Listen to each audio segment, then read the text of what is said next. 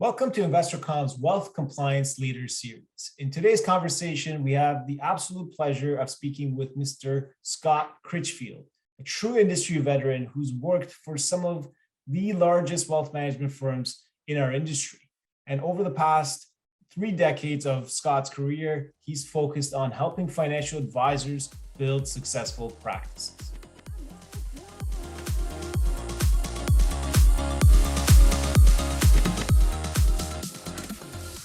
Hello, everyone. My name is Parham, and I'll be your host today. Scott, super excited to have you on our show today. Welcome. Thank you, Parham. Good to see everybody. Scott, if someone were to pick up your bio, they'd see that you are a true leader in our industry. You've been working in our industry for the past 3 decades at least, and you've seen many transitions, including several market bubbles, market crashes, if you could go that far. If we were to step back, are there a series of events that led to your interests in this area of the market? Yeah, that's a great question, Parham. And when you first sent it to me, it really took me back a ways. And at the risk of going through all of the genesis and the begats, as it were, my career has gone through several iterations while in this industry. And it actually started when I was the 5th grade nerd reading the Wall Street Journal and using my dad's graph paper to point and chart various stocks. I convinced my dad to allow me to invest half my college fund at the time in 2 stocks. Hadn't learned about asset allocation or diversification yet. And those 2 companies shot lights out and ended up paying for my entire college career. So kind of like a lot of people that I've interviewed, why'd you get into the business? Well, I know how to pick stocks, right? That isn't the case anymore. Then I went to college.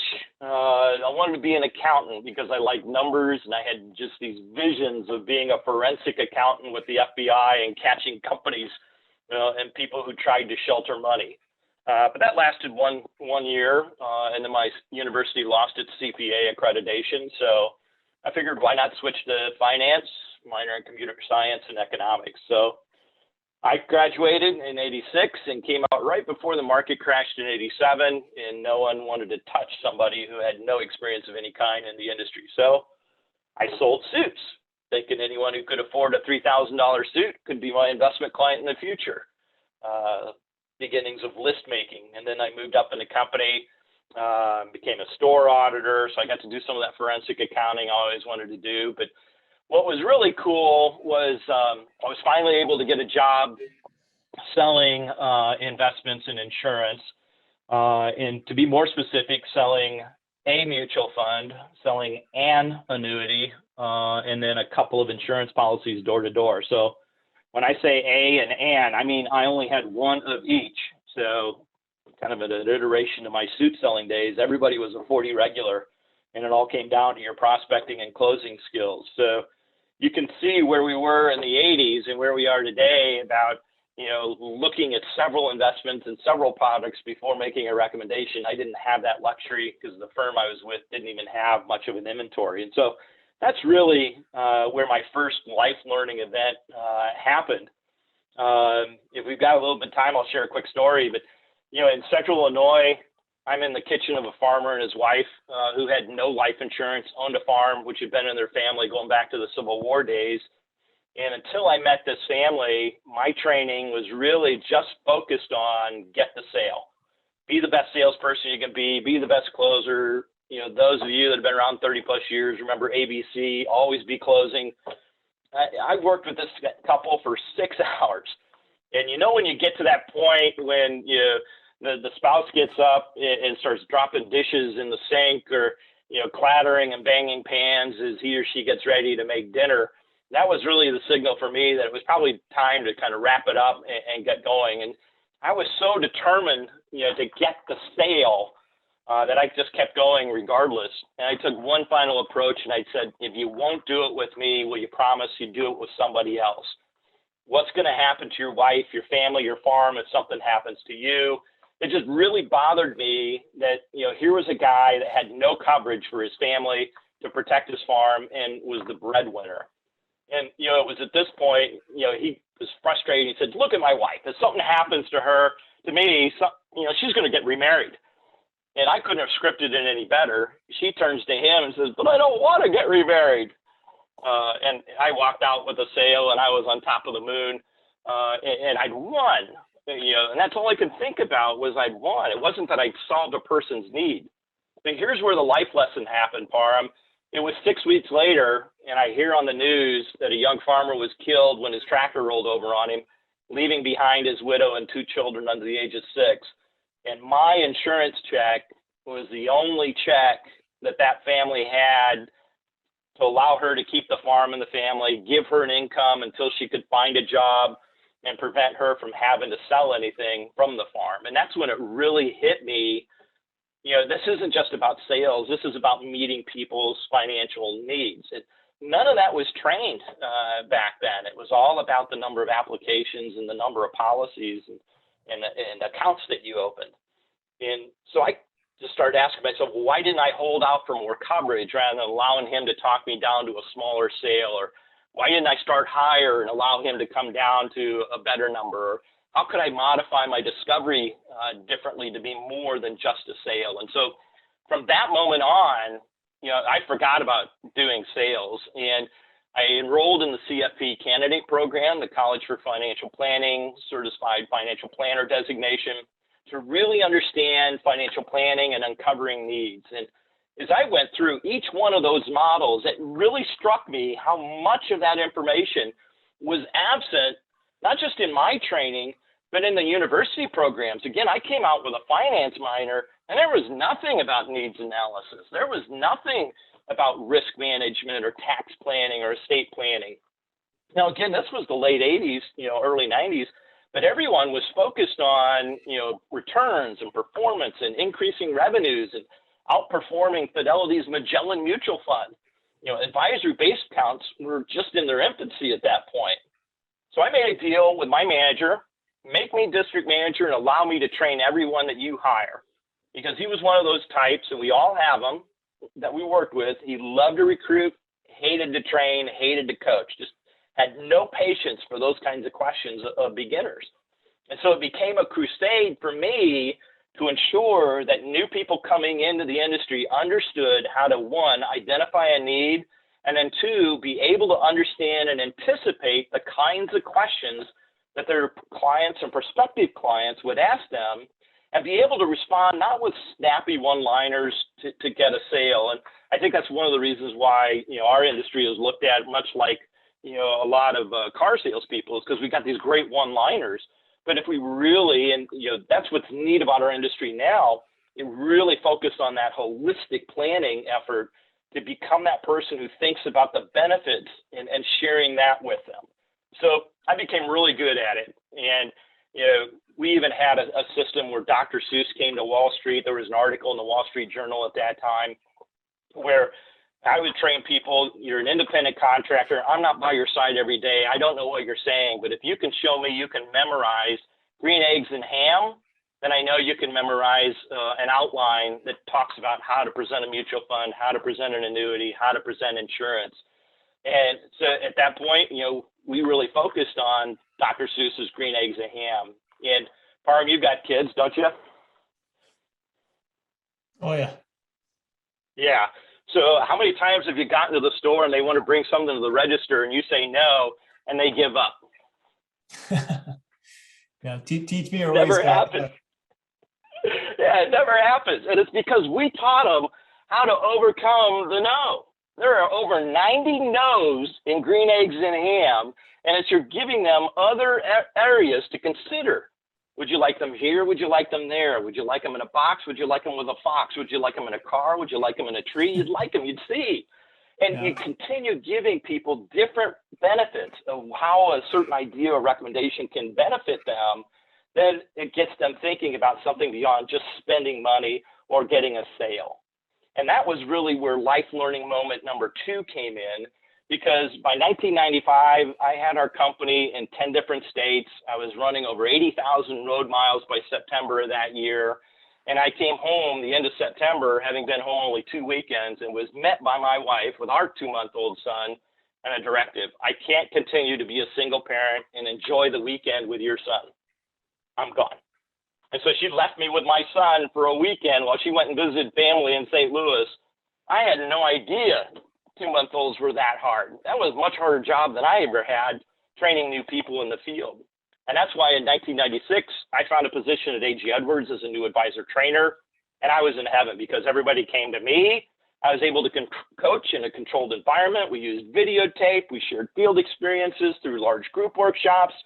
I created a coaching support group that whatever got you to the end of year one isn't going to get you to where you're going to be in year two, and helping them through those different stages of an advisor's life. And I think that's one of the things that technology has been helpful for as well, is when you're in survival mode, everybody's an A client. When you get to year two and you have to balance survival plus prospecting plus service, now you need technology to help you identify who really are the clients that value what you do, who are the clients that have different needs, what haven't I talked to a client about, and that's where technology can really begin helping. And then as you get into year three, where you begin identifying your business model, and then into year 4 and 5, those are the true benchmarks of what you want to be in this industry. Now, I affectionately refer to this stage now, back then it hadn't yet started, but now kind of the sorting hat of wealth management.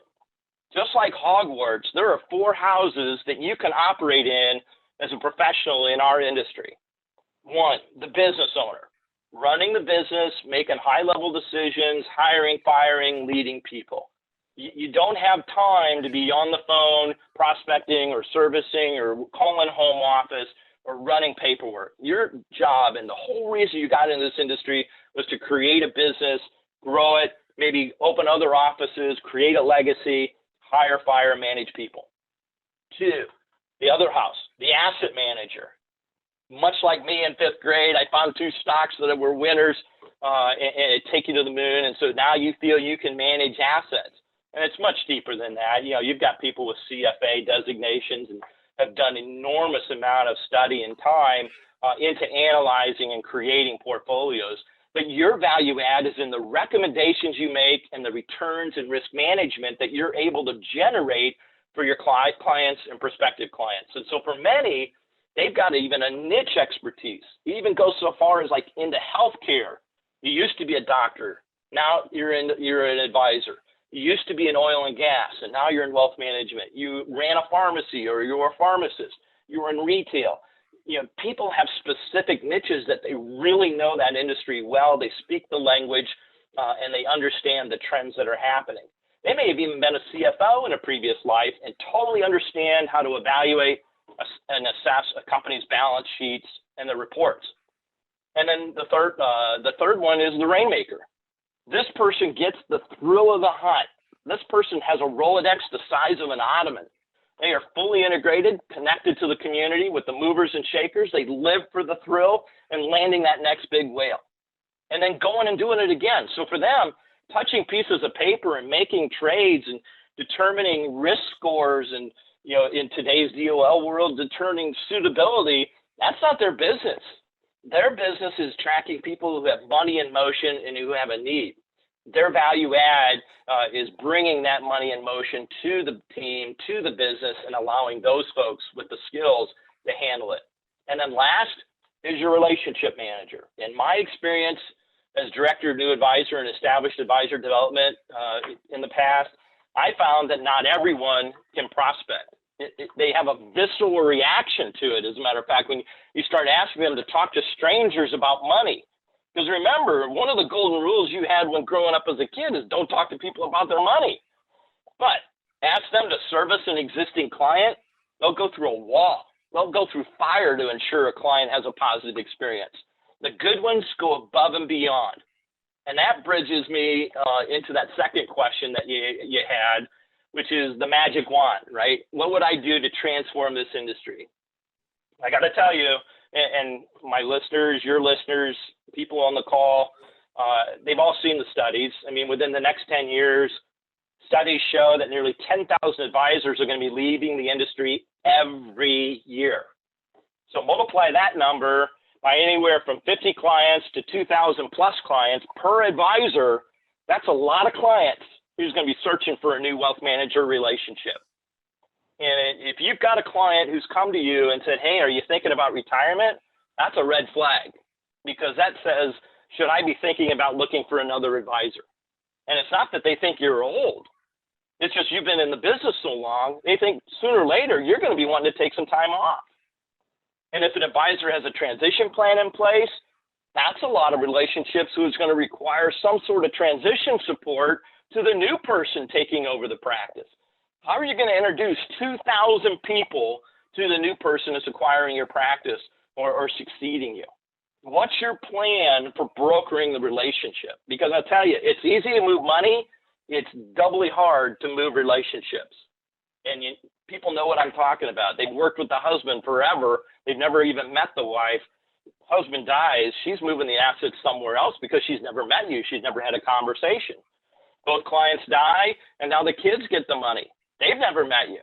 So how integrated are you into the multi-generation?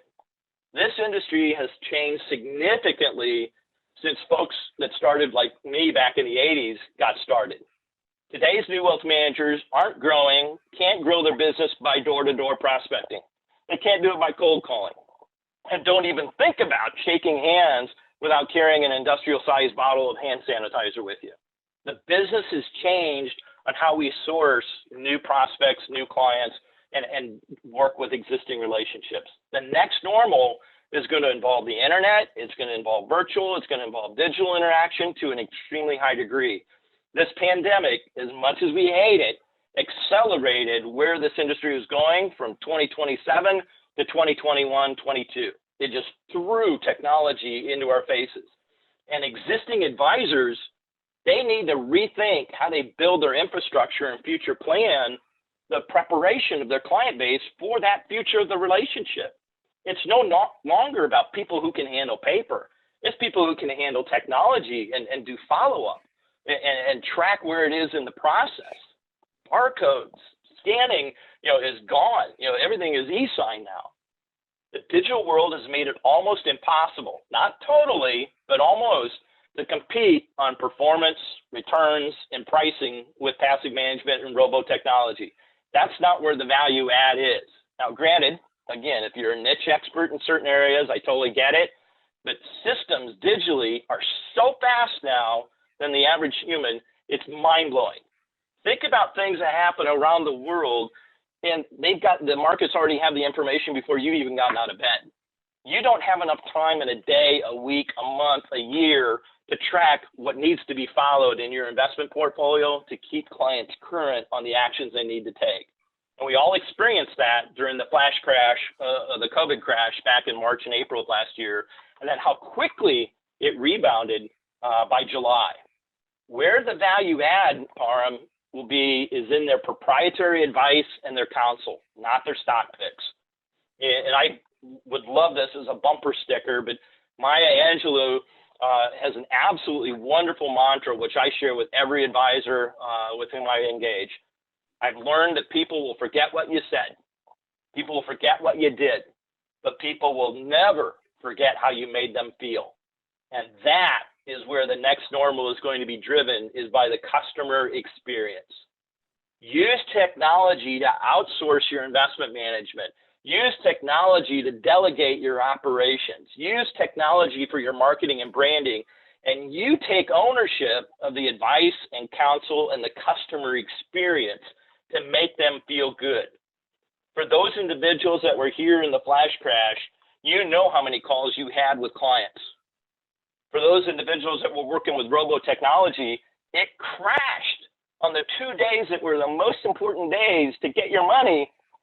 Robinhood, not available. Other technology, not available. And it wasn't their fault. It's just that the load that hit their system so hard, so fast, crashed them. But your phone kept ringing, and you didn't turn it away. You kept having conversations. You kept talking people through. We've got a plan. We're sticking to it. If you want to pull some money off the table, that's great, but you were there as an emotional anchor for these people to talk them through. So have someone on your team who can focus exclusively on your digital brand and your messaging. We weren't trained on those kinds of computers and that kind of technology back in the 80s and 90s. Have someone who can run the technology for filtering out the investment recommendations And this is what I love, not to, just a plug for InvestorCOM, but I love that technology you had on the due diligence. Here's all the investment choices that you have at your firm. Let's screen them through the filters that meet your clients, your prospective clients' risk model and time horizon, while identifying those which are within the cost parameters indicated. There are other firms like yours that are out there that have this technology, but you got to use it. Don't just bolt it on and then never go to it. The business owner, he or she's going to need a CFO and a COO, someone who stays focused on managing expenses, on performance management of staff, and dealing with the drama that comes involved with those egos and personalities. Identifying your capital needs. If you're going to acquire another practice, where are you going to get the money to do that? And how do you position your business to look good in front of those lenders so that you can have resources for future acquisitions and growth? And that relationship manager, they're going to need someone who can run a contact management system to know everything there is to know about their client base and segment them into those niche markets, which can then have targeted operating and service processing models. So technology is the huge element, but you got to use it. And rather than you just be the only one who knows how to use it, have people on your team that can take those ownership and keep you doing what you do best. Each one of these items, Parham, it's got a decision tree that branches and goes deeper into every concept. And we can probably do calls and conversations on each and every one of them. But it's going to be up to every firm, the wirehouses, the broker dealers, the independents, to identify the type of clients and advisors that they have and support them in filling in the gaps which exist in each of those business models and help them adapt to the changing regulatory environment. And that's where the rub is. Right now, there's very little filtering going on between firms when they go to recruit another advisor. They're not looking, are you running a financial planning practice? Are you running an advisory practice? Are you running a wealth management practice? Do you do insurance? Do you use technology? Are you mutual fund? They're not doing those. They're like, how much in revenue, how much in assets do you have under management? Technology is the way you tell me what house you want to be in.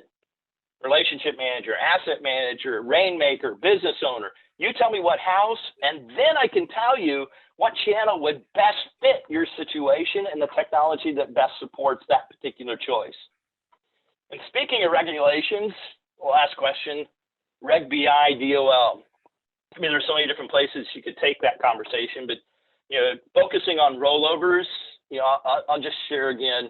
I love telling stories, as you know, but I think we all agree those rules put the rollover conversation on its head, and it's still being figured out. People still don't know, the full direction of the take it. But I will tell you, in a pre-Reg BI, pre-DOL, an advisor wealth manager would be in a social setting like a dinner, a golf outing, happy hour, even a play date with your kids, or just your basic neighborhood picnic, and the topic of retirement or job change or loss comes up. And, the conversation goes like this. It's like, Parham, I'm switching careers. What should I do with my 401k? Well, John, my company was just acquired. What should I do with my retirement plan and stock options? With those kinds of questions, we just rolled into automatic. Well, you should roll it over. Let's get together next week and we'll talk about it. There was no, let me educate and inform you on all the choices that are available to you. Let's postpone this and get the information. There was none of that. It was, I'm here to help you. Let's talk about it. Obviously you need somebody to work with you. We're going to roll it over. So there was none of this things to consider stuff. And so I think that's what Reg BI and DOL really bring to the table, is that component of education and information. Even a couple of years ago, I'm at my son's volleyball practice. He plays club. Next to me is a really good friend of mine whose son's also there at practice. In front of this dad, he's got he took up the entire table. There's a 5-foot-long table, and he's got a cupboard with prospectuses and forms and guides and resources. And being in the business, the moment I saw a prospect, I got curious. And I'm like, Ben, what you doing? And he's like, great question. I have no idea. My pharmacy chain of stores just got bought by a major corporation, and I've got 90 days to tell them what I want to do with my retirement plan. And I'm like, you got to be kidding me, 90 days? So again, I'm thinking pre-Reg BI, I'd offer him some advice and direction as a friend. Post-Reg BI, the acquiring company would need to provide resources beyond just this packet of mail and legal disclosures. I think what Reg BI misses is the fact that people who are going through a transition have other priorities to focus on besides selecting investment choices, deciding which way to go. I mean, we're talking about, do I keep it at a company? I got to figure out how to get my employees to stay at the company during this acquisition. Do I roll it over? Well, what? I haven't even been looking at that because my 401k was my entire retirement planning. Do I transfer it to the new company? Well, I haven't even seen their plan. I don't even know what my choices are. Or do I take it as a distribution? Well, my accountant says don't do that, so I'm going to ignore that, rightly or wrongly. And it's interesting that Reg BI regulates advisors, but they don't regulate accountants on the advice that they have regarding rollovers. That's another story. So in many instances, they just default, this person, Ben, was just looking at performance returns and asking friends and colleagues what they do.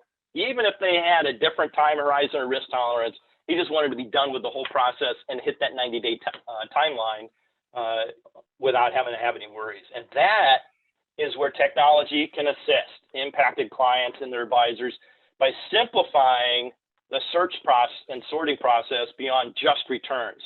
Bring them a risk score, bring them the standard deviation, bring them the expense comparisons, the high-low ranges in various markets. What did it do last March and April of 2020? What was the rebound? How long did it take them to get back to normal?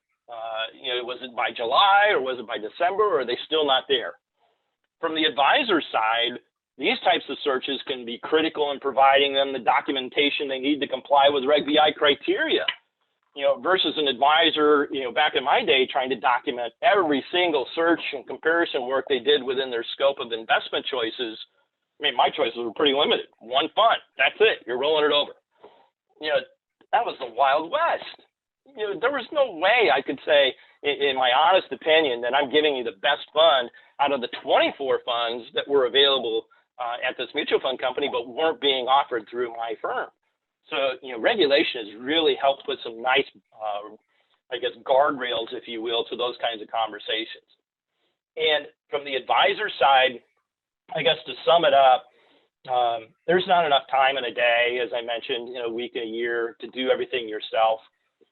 The next normal, it's going to be critical to identify where you see yourself within your own organization, and then leverage the technology, work with somebody who can counsel you on what third-party services to outsource, and then fill in the gaps while staying current. And real quick, I had to retest, to take my Series 7 because I've been out of the industry for longer than 2 years back in 2014. Since I took my exam back in the 80s, there's been 3,500 plus new regulations added into our industry. And there's a reason for every single one of them. And for an individual to think that they can keep current on the next 1,000 that are coming our way, it's going to be impossible. You're going to need a partner in the technology area to be able to double check what you're doing. And it's not because they don't trust you, it's because the business is changing so rapidly, you need somebody else to guard your back. So, Mr. Critchfield, that was very well done. You are, as always, a remarkable coach in how you see things and how you help people with your counsel and your advice. Thank you very much for your wise words today. And as always, we look forward to having you on our future episodes. Thank you, Scott. Thanks a lot, Parham. Take care, everybody. If you enjoyed today's conversation with Scott, please like the video and subscribe to our various channels across YouTube, Spotify, and Google Podcasts.